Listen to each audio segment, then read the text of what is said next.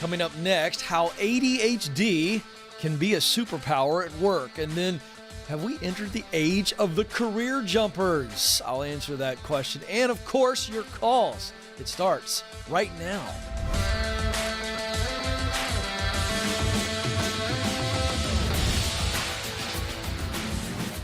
All right, welcome to the Ken Coleman Show. I'm coming to you live from our Ramsey Solutions studios in Nashville. And you have joined a conversation about you, specifically your purpose. And we're going to look at your purpose at work. I believe there's really two areas of purpose in our life, relational and professional, where we were actually created for unique roles. We're going to look at that professional purpose this way. Most people look at work as something you do to live. In other words, you get a paycheck and that helps you live. Pays for the basics, the requirements, and then hopefully we make enough for some extras, for memories, and for fun.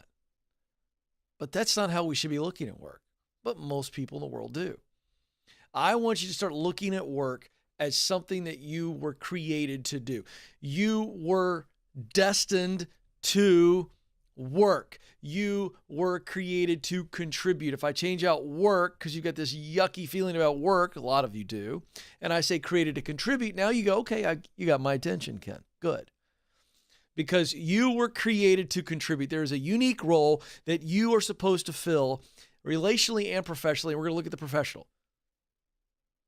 That means that you are needed and you must do it. You were created to fill a unique role. You are needed, you must do it. And so we're going to help you figure out what that is, or we're going to figure out how to get there, depending on where you are. There's 7 stages. That is a very clear path to move from paycheck to purpose.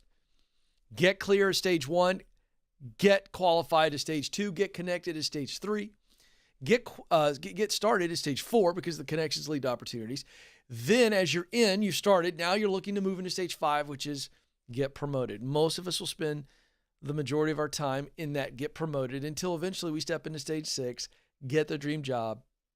What do you do when you're there? Are you done? No.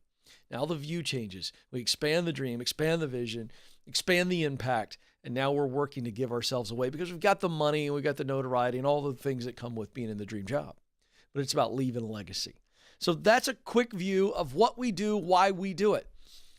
And it is a free phone call for you to jump in. 844-747-2577. Some of you are in a very toxic situation, maybe even desperate work and financial situation. But you're embarrassed or you don't want to give certain details away, and I get it. So guess what? We'll change your name and we'll change your location. Amanda will do all of that for you so nobody knows who you are, and you can get the help that maybe you need today, the breakthrough. So no matter what it is, maybe some of you are in the cave. You're watching this because you still have a faint dream, but because of something you've done or something that somebody's done to you, you have shame holding on, draped over your shoulders like a blanket. I'm here to help you as well. 844-747-2577 is the number. 844-747-2577. All right. I make jokes a lot on the show about the fact that I have ADHD, and I have a mild case of it. I have been diagnosed with it, but I don't need medication. Some do. I do not. And I'm not here to take on ADHD and medication today. That's something I talked to Madison about. I am going to address that soon because I think that this is affecting our kids and our kids realizing who they uniquely are, and you parents being able to identify who they are. But let's talk about ADHD for adults in the workplace. So some of you have it, more severe than others, and you feel like it's holding you back, or you're a little bit nervous about it, or you haven't figured out how to manage it yet because you dealt with it as a kid and now you deal with it as an adult. But I want to set some of you free, and maybe even parents who are going, I know my kid's got it. They're on medication, or maybe they're not on medication, or whatever the situation is. I want to talk about ADHD as a superpower at work. Now, there's one amazing superpower that I'm going to get to. But I want to show you how there's all these positives to ADHD that can help you in the workplace. And if you are a person who struggles with this, I want you to begin to acknowledge this and say, wait a second. When Ken talks about the sweet spot, there's some of this going on here. as a person who struggles with ADHD, I may be in a job where I am dealing with a lot of stuff that accentuates my weaknesses that come with ADHD because there are struggles. No question about it. So what I'm about to go through in no way alleviates the struggles. However, this can really help you by accentuating the positives and being aware of the negatives. All right, here's some just easy, simple to understand ways that ADHD can be a superpower at work. Number one, problem solving. ADHD, listen, you got a million ideas running through your mind. You've got about 7 to 10 times the amount of ideas and solutions that are moving through your head as somebody who doesn't have ADHD. And as a result, there are places, there are roles, there are times when ADHD becomes an amazing problem-solving tool. You can run through the possibilities way faster than everybody else, see things from different angles. Related to the problem-solving is imagination. Super creative types. They see things that others don't see, not as it relates to problem solving, but a desired future or possibilities. The imagination speaks to the problem solving, but also to the creativity, creating things that don't exist. Humor. People with ADHD, again, their brain is moving at super speed. They see things that others don't see, and as a result, they can say things that others don't say, and it makes them really, really funny. How about perseverance? People that are dealing with ADHD, life is tougher. It just is. It's a lot harder for them. As a result, they cope and they develop a thicker skin. They develop a lot more determination and a lot more perseverance. That's a great character quality. How about observation? Oh, the person with ADHD, their head's on a swivel. It's like moving around like a lighthouse light on steroids. And they're seeing everything, and they are super observant. That lends itself to all kinds of positives in the workplace. And then how about compassion? A lot of people with ADHD favor the underdog. There's some compassion there because they've been the underdog. They've struggled in school. They have to deal with daily difficulties, things that you remember to do or things that you never misplace. It's a constant struggle for them. As a result, as I talked about that struggle earlier that's developed perseverance in them, it also develops compassion in them.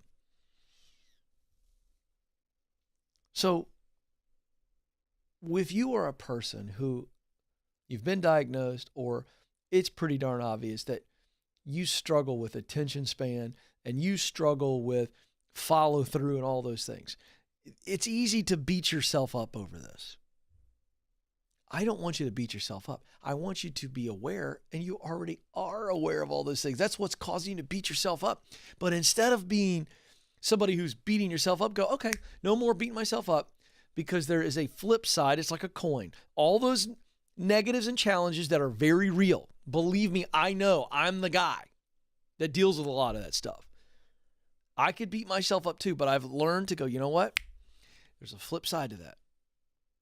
And for all the negatives to my ADHD, there are so many positives, and I'm going to focus on that as it relates to my work. And I'm going to make my coworkers, my family, my friends aware of those weaknesses. Awareness is beautiful. Awareness brings terrific confidence because you go, hey, I've told everybody I'm a disaster, and they kind of already knew anyway. The person with ADHD is not breaking news to anybody in their life when they tell them that they're a disaster in this area, this area. It's not breaking news. Everybody knows. So when we acknowledge it, they go, oh, the elephant's out of the room. There's no tension here. And then the next step is beyond awareness is to go, okay, I'm going to prepare for these things. I'm going to put people in my life. I'm going to put processes in my life. I'm going to put some disciplines in my life that will help me manage those weaknesses. And then I focus all of my ADHD as a true superpower. And I focus. And that, all those little things I listed out, all of those things, those are great. But the real superpower is hyperfocus. See, the ADHD person, when not truly aligned and not truly where they need to be in their sweet spot, is going to have a lot of these struggles that we know about. But a person who has ADHD, who's in their sweet spot, who is using what they do best to do work they love, to produce results that matter to them, hyperfocus. I mean hyperfocus. The same person who can't remember where their keys are, where they left their wallet, can be an absolute superhero with superpowers, with unbelievable high performance because of the focus. So I'm just going to tease this. Parents, instead of fretting over your kids' ADHD, you find the thing that makes their heart sing.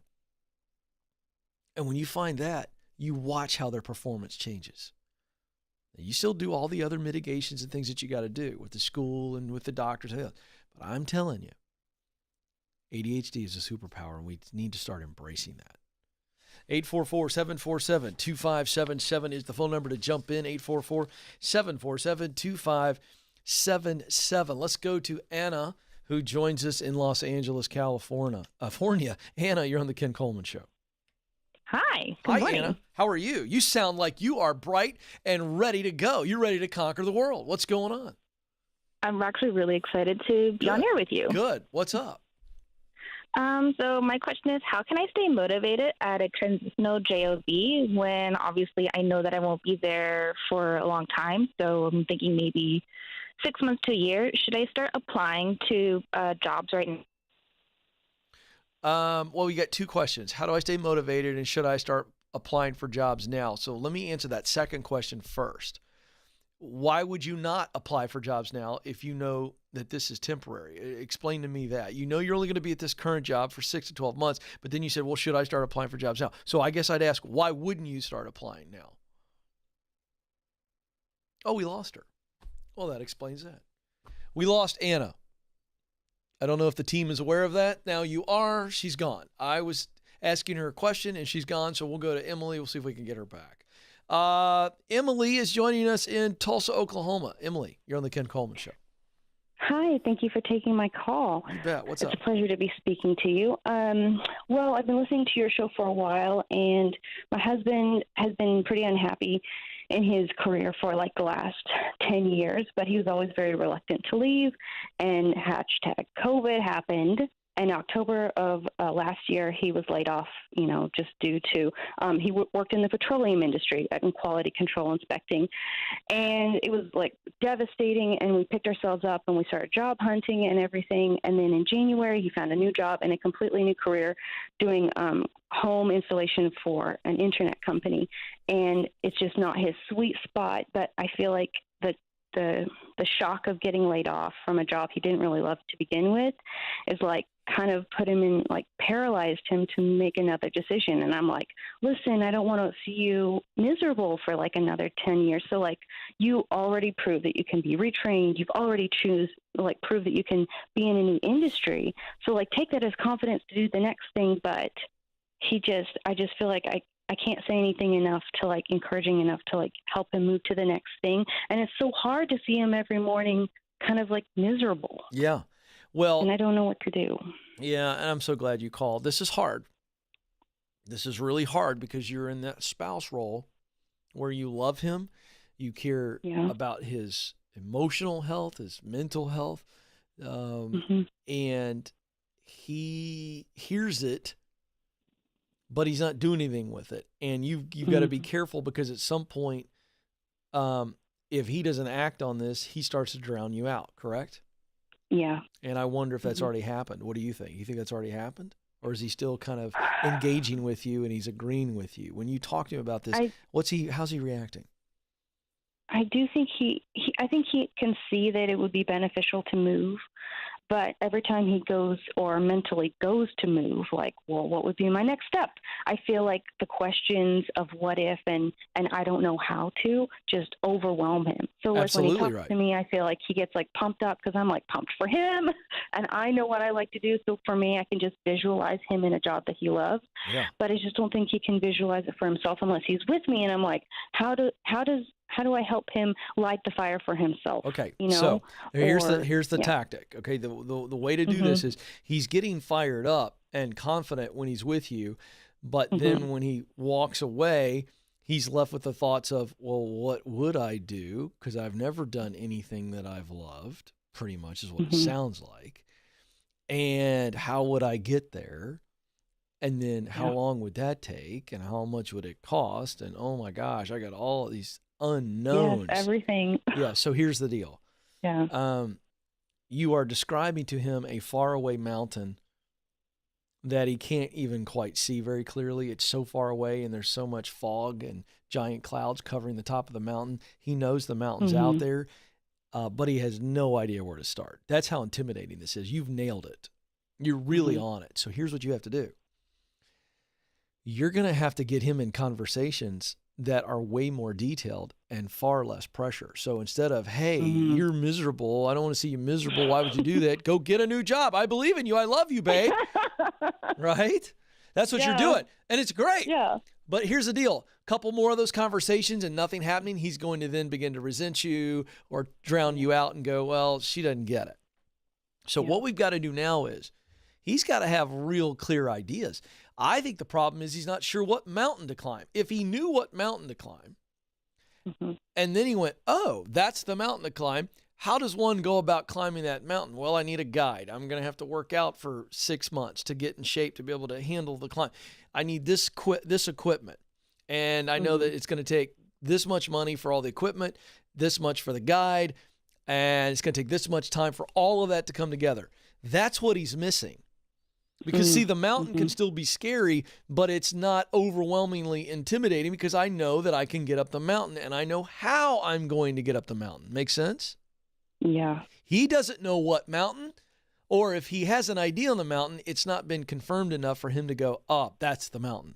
So short of him calling me, which is really what I want you to do, I want you to talk to him and go, hey, will you call Ken? Will you call him and trust me on this, and you can change your name? We can change the location so nobody knows it's you, and walk through this with him. But here's what I would do.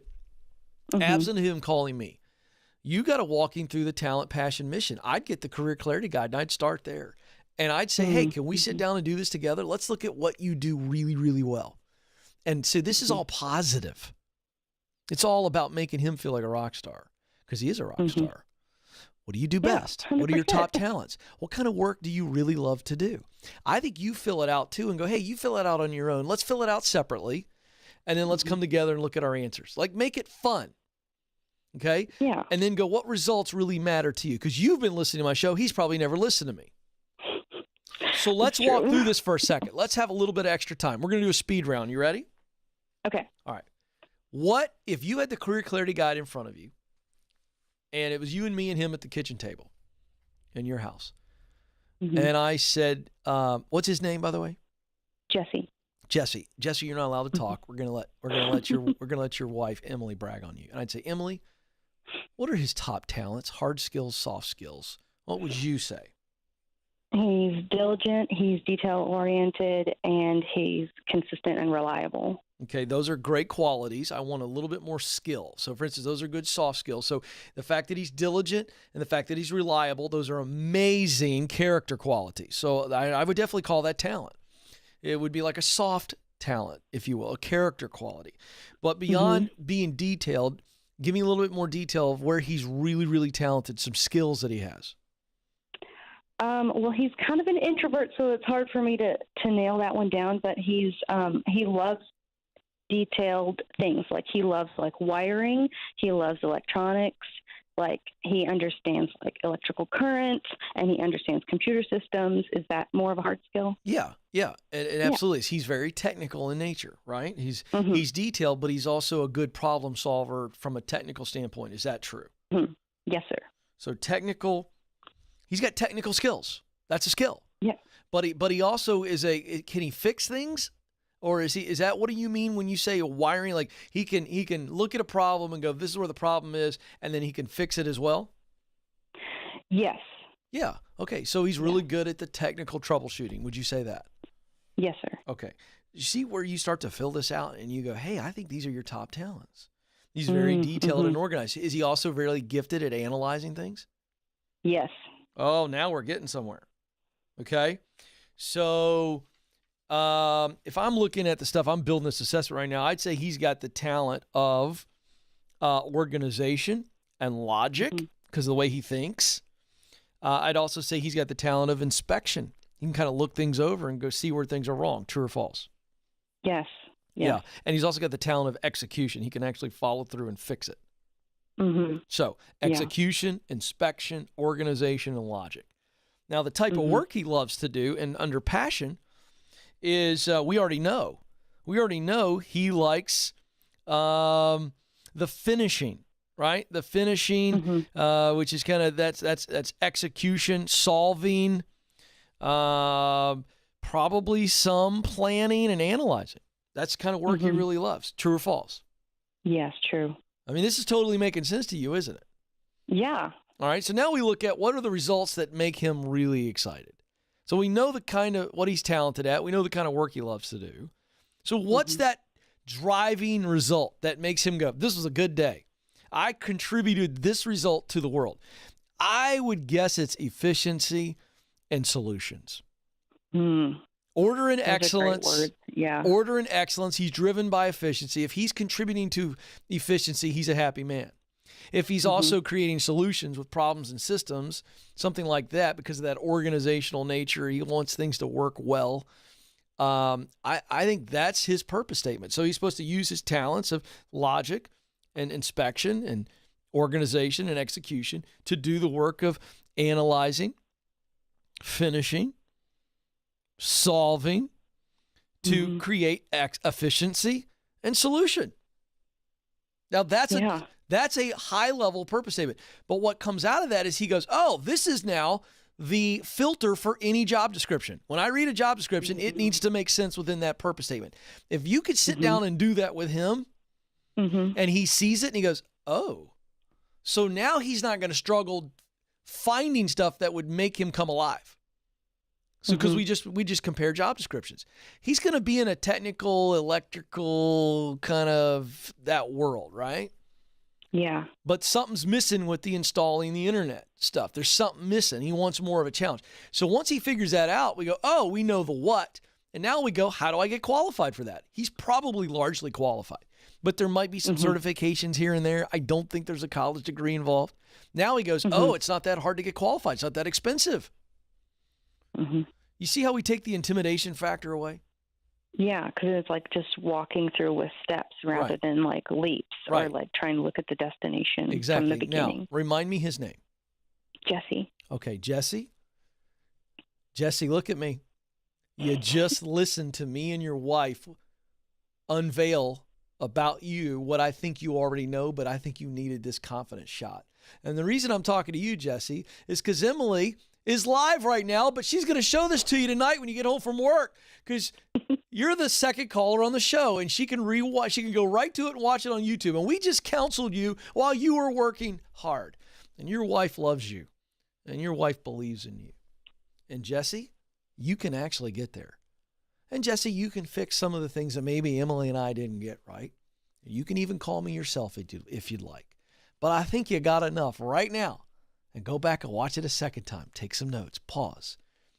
Because, Jesse, you're afraid. And I get it. Jesse, you're doubting yourself. And I get it. You know why I get it, Jesse? Because I've been there before. I've been afraid that I didn't know how and I didn't know where to go in media and broadcasting because I started at the age of 33, Jesse, and I didn't have a degree in it. And I had 3 kids and a mortgage. And Jesse, I doubted that I had enough time to pull it off. I thought maybe I was too old. Thought maybe at times I didn't have the skill set to do it. But here I sit, Jesse, talking to you.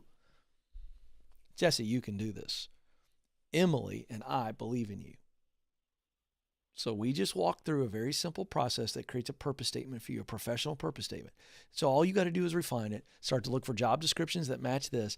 And my friend, before you know it, you're going to be in your sweet spot. And for the first time in your life, using what you do best to do work you love, to produce results that matter deeply to you. And oh, by the way, providing very well for Emily and your family.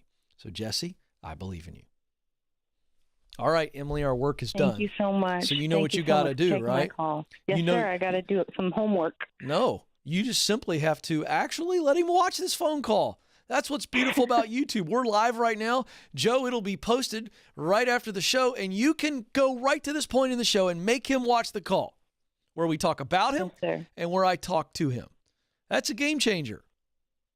There you go. I love it. All right, let's go to Anna real quick. We were talking to Anna. She got disconnected, so we're going to go back to her in Los Angeles. Anna, you're back on the Ken Coleman Show. What'd you do? Did you hang up on me?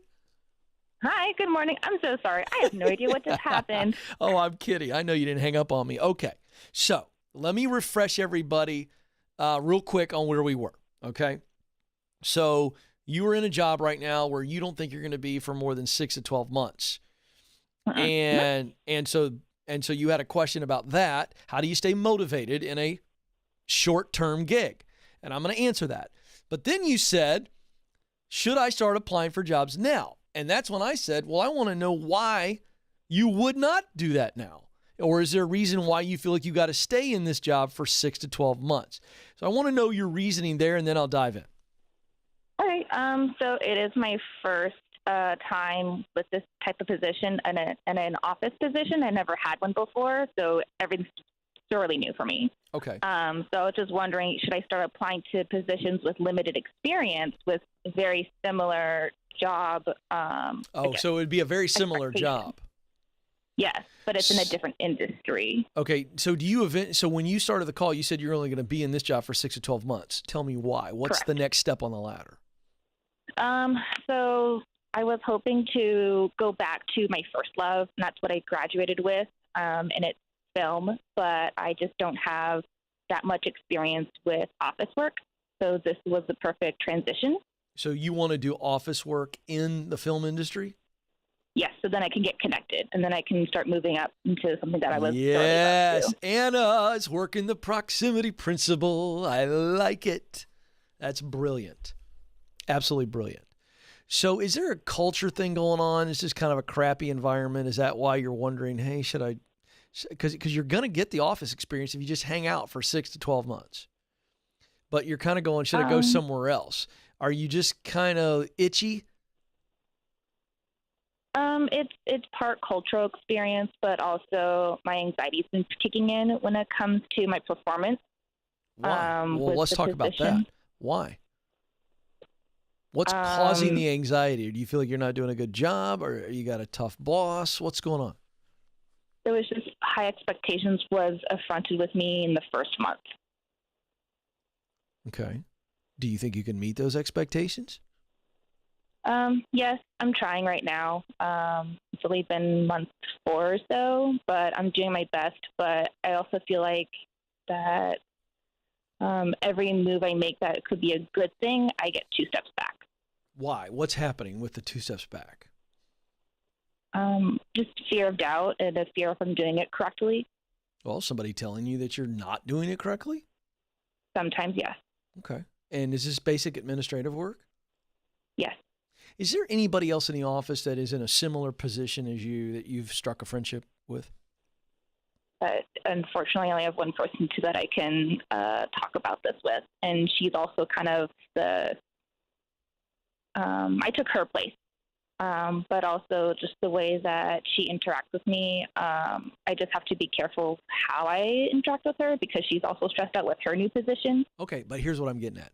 I'm asking if she can, if every once in a while you can go, hey, can we do lunch together? And you go, hey, I've struggled with this part of the job. Can you give me some tips on how to do it better? I just think that what would help you is reaching out, and it could be somebody else in a different company, but somebody else that you know that's more of an administrative assistant or somebody like that, and just say, hey, these are a couple of areas where I'm only 3 to 4 months in, but I seem to be, struggling here. Help me out here. Because it might be a situation where you are operating in your weaknesses, not your strengths. And you may have to just go, this is kind of a thing where I'm doing what I have to do so that I can do what I want to do. And so you get advice and you buckle down and you hang in there for 6 months, 12 months. That's one option. But I also don't have a problem with you applying for administrative positions in the film industry. And if people go, well, why are you leaving your current job? Go, because I know that this is a way that I can get in.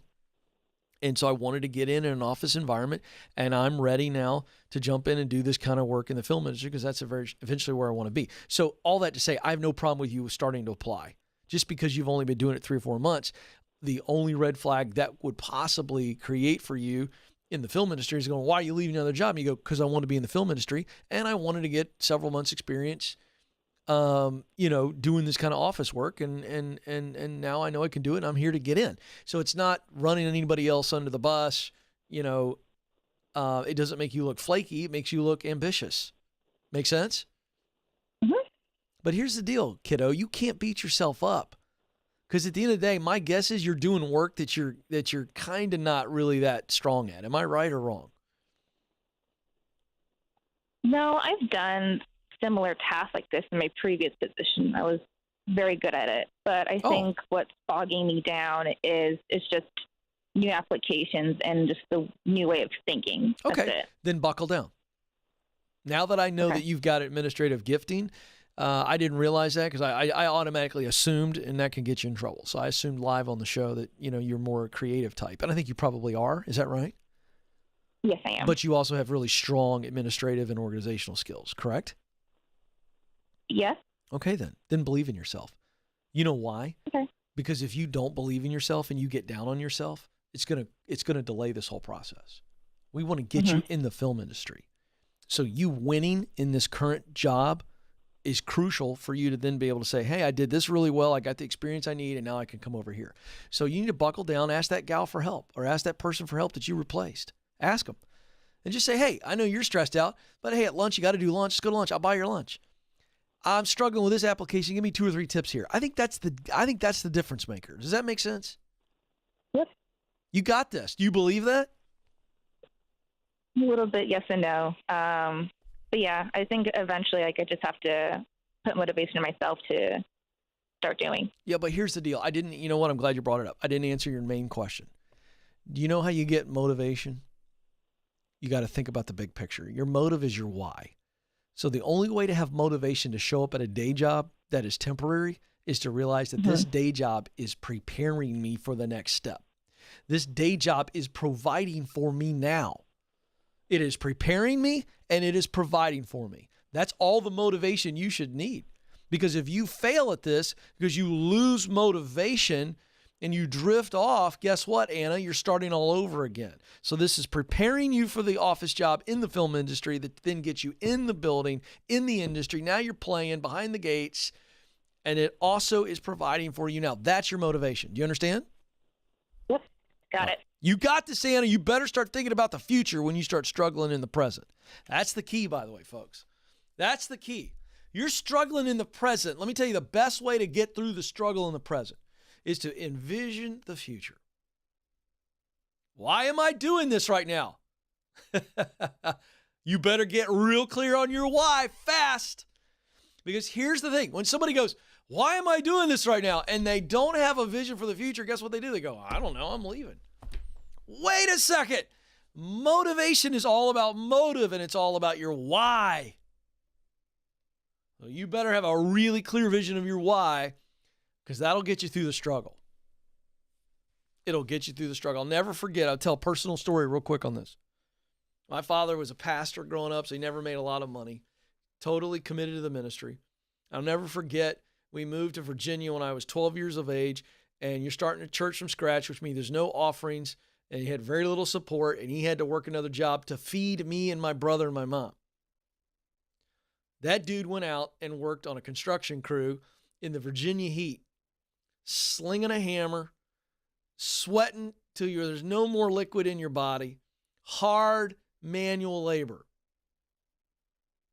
What keeps my dad doing that? What keeps him motivated to do a construction job when he's called to preach? I'll tell you what his motive was. Paying the bills, feeding his family. Do you think my dad struggled during that? You bet you he did. He only had to do it for about 6 months until the church began to grow and the support came in. But for 6 months, what keeps my dad doing that? What's his motivation? It's his why. And he's got my mom's face in his mind. He's got my face and my brother's face. He's out there, he's providing. So let's not make motivation this secret elixir that some speaker shares with you at some event or in some book. No, it's your why. And you need to know what that is. Speaking of your why, some of you are going, why am I not getting the job? Why am I not fired up? Well, because the job search, which many of you are in, we got a lot of switchers going on, more on that in a few minutes. It's hard. The job search is hard. It's yucky. It's full of rejection and insecurity and all this stuff. So that's why I partnered with my friends at ZipRecruiter. They're the #1 job site in the world, and there's a reason. They've got a great system and technology to make the system really work for you. Here's how it happens. You go to ZipRecruiter.com right now. You go, Ken, why would I go? Because you need recruiters working on your behalf as well. You can use all of my systems, the proximity principle, all things. Why wouldn't you have the #1 job site in the world who have companies paying to be a part of their site to look for you? You don't pay anything. It's free. You go to ZipRecruiter.com, fill out your profile, one click, get it all set up. Guess what happens? They start recruiting and pitching you to companies that have signed up with them.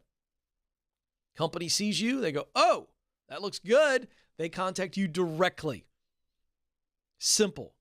Just like that.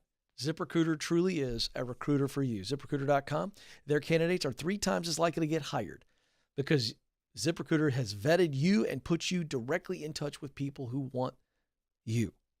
So that's why I've partnered with them. I believe in them. Their system works. ZipRecruiter.com, go, go, go. All right. Quick break. When we come back, have we reached the new age of job hopping? I think so. We'll explain that and what that means for you coming up next. This is the Ken Coleman Show. We were drawn to Christian healthcare ministries because we both had young families and we wanted to have more children. And we had also just started a real estate company and needed to find healthcare coverage that would meet our needs. We were attracted to CHM because of its low monthly costs and the ability to negotiate medical costs down. Established in 1981 and accredited by the Better Business Bureau, CHM is here to meet the needs of your growing family or small business. Check us out at chministries.org. We absolutely believe in it.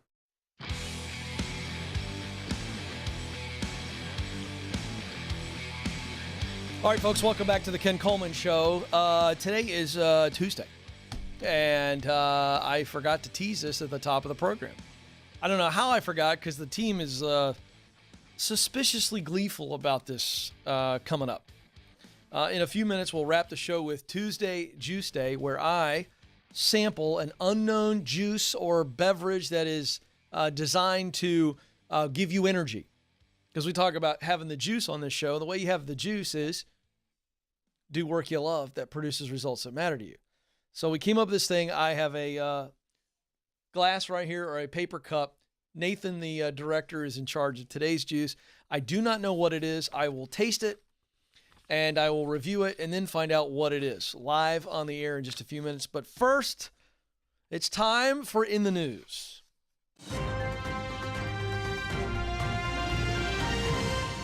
All right, headline from Axios. More than half of American workers say they want jobs in new industries.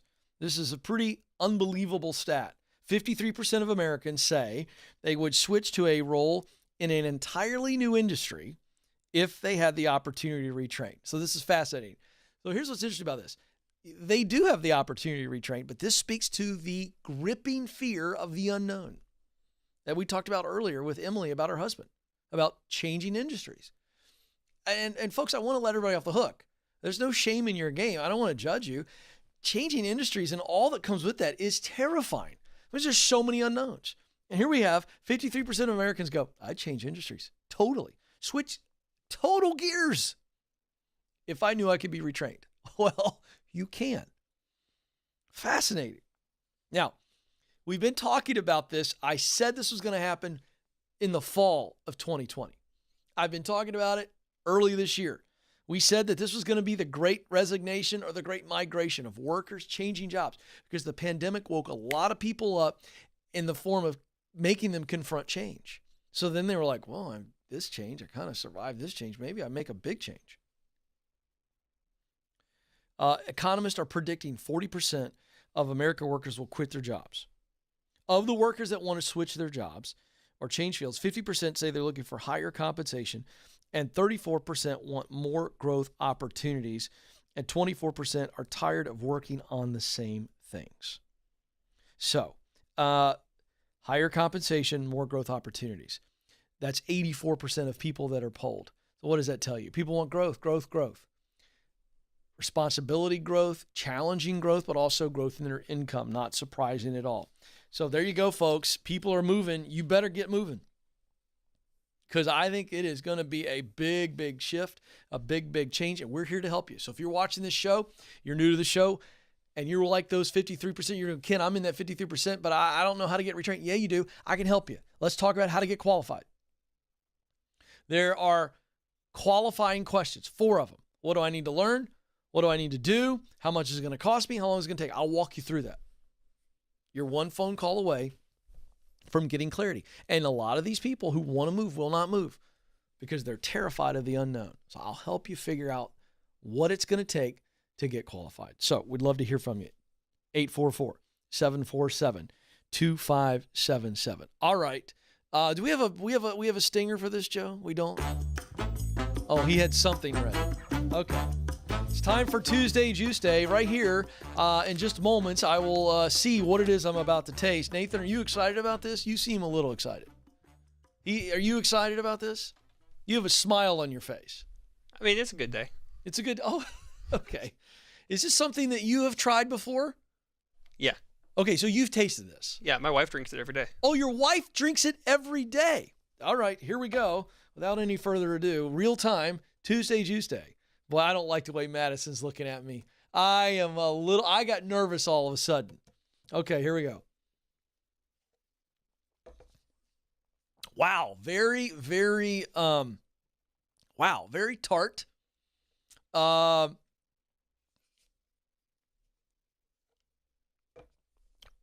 wow.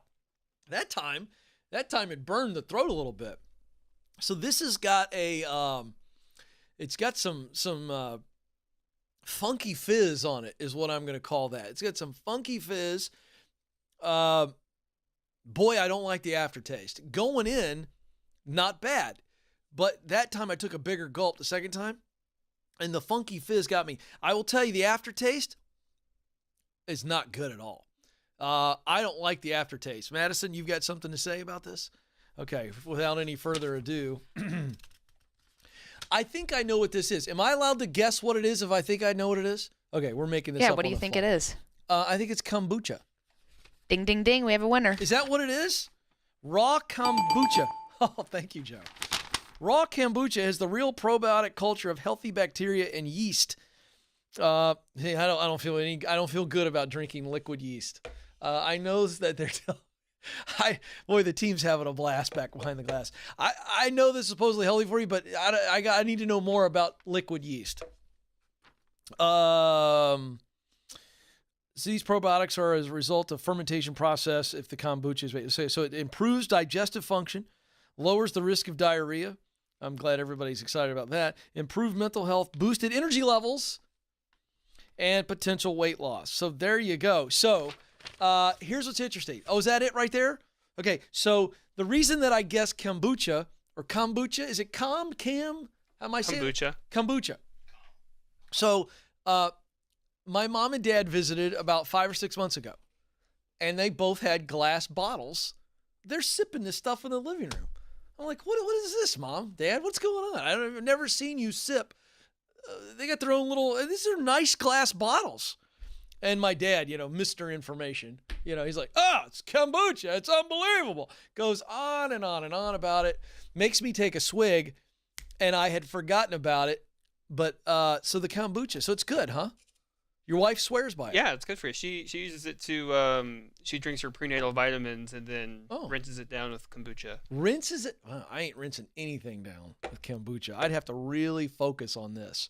Like this is, I'm going to have another sip. Wow. Yeah, it is. Whew. It's like a ginger ale that's got too much ginger. And it's boy, you really gotta, and boy, my mom and dad, it's all coming back to me now. They swear by this stuff. It's fantastic. No, it isn't. So I'm going to rank this scale of 1 to 10, 1 being awful, undrinkable, and 10 being just a delight to the palate. Just a taste only, because I understand now, I've heard good things about kombucha. Taste only, I'm giving it a 4.5. It's not enjoyable. Did you just have some of it? No, I mean, the smell alone. Oh, it's awful. It's awful. It's like sour. Yeah, very. Yeah. Whew, I didn't smell it. All right, there it is, folks. My time is almost up. For your entertainment and equipping you. Remember, how you get the juice? Do work you love. That creates results that matter. All the energy you'll ever need. I got to run. You matter. You do have what it takes. Thanks for joining us. This is the Ken Coleman Show. Press on.